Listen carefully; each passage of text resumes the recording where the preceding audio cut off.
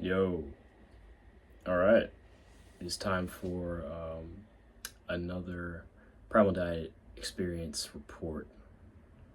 And this is report 13, and it's going to be from March 2025 to May 2025.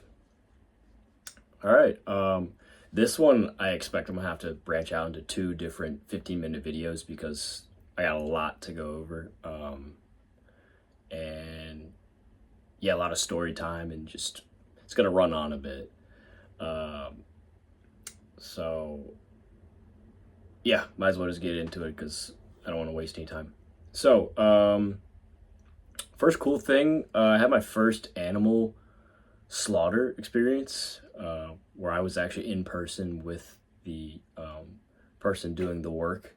Um, this person, I think he's public about it. He doesn't really care. He actually likes the advertisement for his services. So I'll mention it was Insta Frank. Frank is on Instagram. You can find him with his handle Insta Frank. And he you know gave us the opportunity, which I'm so grateful for, to experience the sheep slaughter firsthand and kind of get up and close with the slaughtering process. And the blessing of the animal too.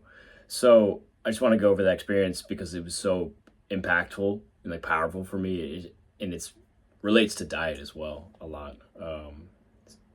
So first time I ever tried blood, that was amazing and rich tasting. I had been wanting to try blood for so long. I had like a crazy craving for years, and I tried it. It was a bit surprising at first. Like it was a bit too salty for me. I had to sip it a bit, like a little at a time, because it was just so salty. It's super concentrated minerals, and you could really taste it. So I was just trying to take it slow with that. Make sure I don't know, overwhelm my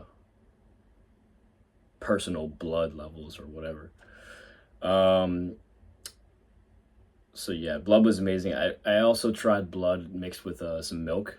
That was incredible too. There was like chocolate milk. No joke. Gotta try it. Next I tried the liver from the sheep. Oh, and by the way, the sheep was like 4 years old. Pasture raised, I should mention, and yeah, wasn't conventional farming practices at all. It was pretty ethical looking. Beautiful land they were on as well. Um, the liver from the sheep was probably the best liver I've ever had so far. Incredibly sweet, no bitterness. Tried the spleen for the first time. Spleen might have been my favorite organ, which I would never have even thought of. It was mild and pleasant with neutral taste. Um, oh, sorry, I skipped. There's just a lot of text I'm reading right now. So the spleen had, yeah, I think was my favorite organ because it tasted like the liver and was a little bit more savory and salty though, which was nice. So it was like that little sweetness from the liver and then also salty. It was a nice balance of an organ. It wasn't off-putting at all. A little bloody, obviously. The blood goes through it, but if you like blood, you like spleen. So now we're back on track. I also tried the lungs for the first time.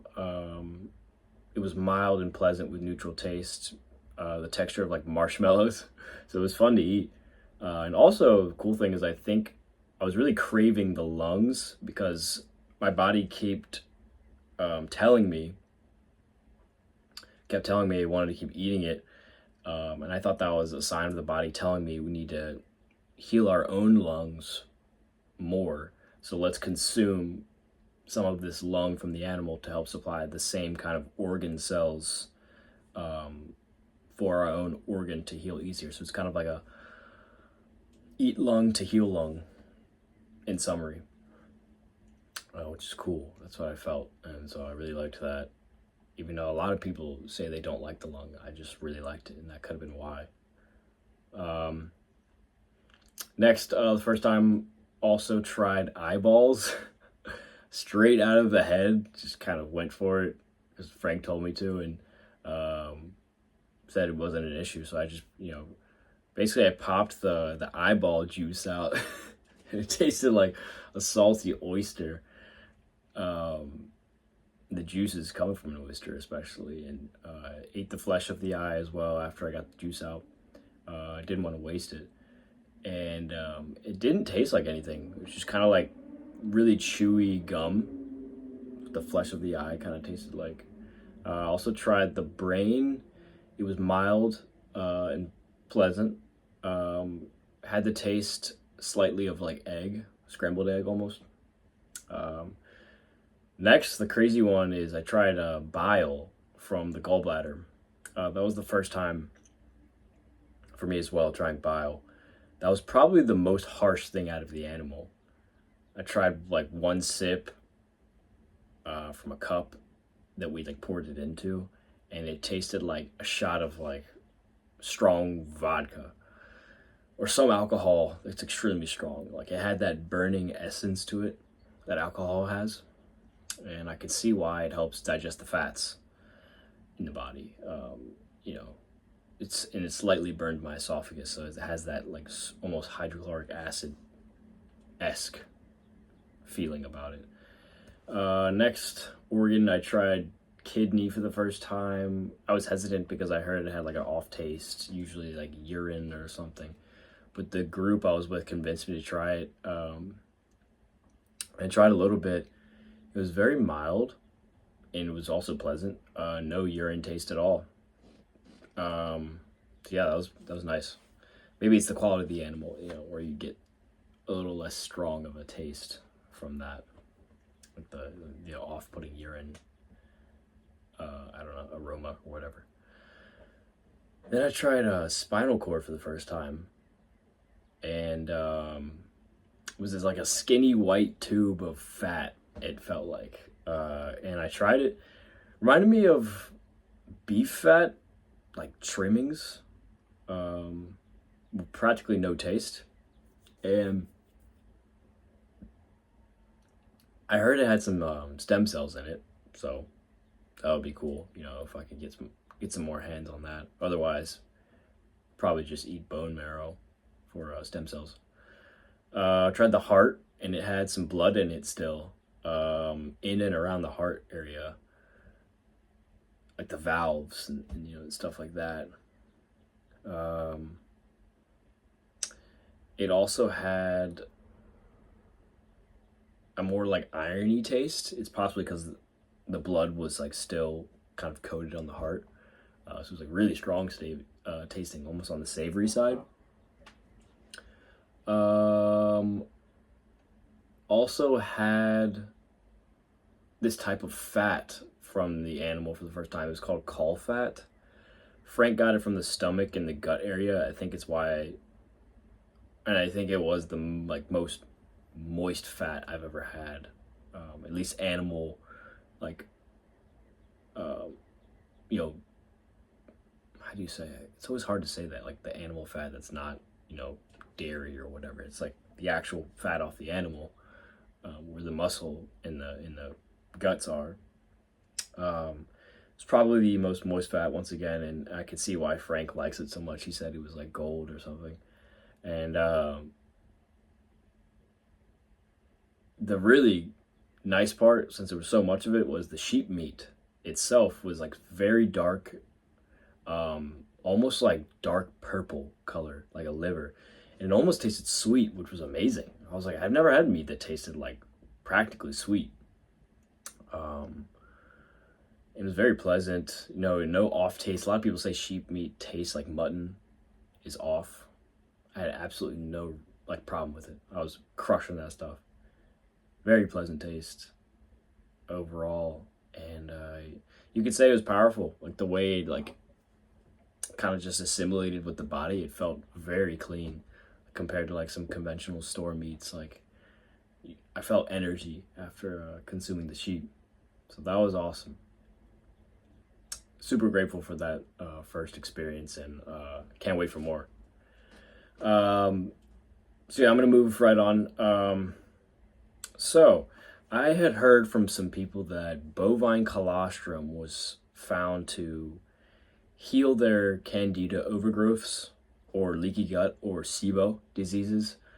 So I decided to like try doing this myself, and also specifically to heal my candida overgrowth causes and balance the biome by inoculating the gut with the boosted supply from the colostrum, the boosted, microbe supply specifically. But so after a bunch of research, I did the colostrum fast, which is basically like you've heard of like water fast or juice fast. It's the same thing. It's just you're basically only consuming that, and that's the fast. It's dedicated to that one ingredient or whatever you're fasting with. So I did the colostrum fast for 5 days straight, meaning I had no other foods or liquids but colostrum, and no supplements either, no nothing, literally. And had like a cup every 2 hours for those 5 days. Was very satiated and full, which was cool. Like I wasn't thinking about hunger that much because I was satiated. And I haven't done a liquid fast like that in like years. I think I did like juice fast years ago, and it was awful. Other water and juice fasts make me extremely hungry, which is probably normal. You're not actually getting proper nutrition for the human body, and to be satiated. And where am I at? Yeah. The colostrum satisfied my hunger every day, which is expected. That's like super fuel. I think it has more fat content, more protein content than like just normal dairy, normal milk, harvested after that, breastfeeding period. Makes sense. And yeah, it looked like it was working on day one. My white tongue, which is kind of a visual example I'll use for my candida kind of status, when it's like at its peak, I'll know it's kind of there. And I used for a visual kind of test to see if it was helping. And the first day, it almost cleared up like 50% on the tongue area, which that hasn't happened for like years. And I was really excited. I was like, no way, is it working that fast? Then the next few days, unfortunately, it came back, the white tongue, and I don't think it heals the body that fast in regards to candida overgrowth healing and supporting the biome to the point where it heals in like a couple days. Probably a longer process, so it's possible you have to drink the colostrum for months at a time. That's what I've heard with other people. It took 6 months or whatever to heal their guts and things like that. And maybe it depends on the specific frequency of how often you drink it, how much for your own body. So I'll revisit that when I can. Yeah. I think I'll just have to find colostrum wherever I can get it. It's hard to keep it fresh if you want a lot as well, because you can go through a lot of it at once, especially if you're drinking that as a fast. So I need to kind of time that correctly, because I was actually drinking the first half gallon or so was fresh, and then the rest I couldn't drink in time, so I froze it. But then I drank it like a couple of days later after thawing it out. It tasted the exact same, which was great, but probably lost some benefits from it not being fresh. All right, so we're reaching 15 minutes here. I'm gonna cut it here, and then I'll make part 2 with the rest of the stories.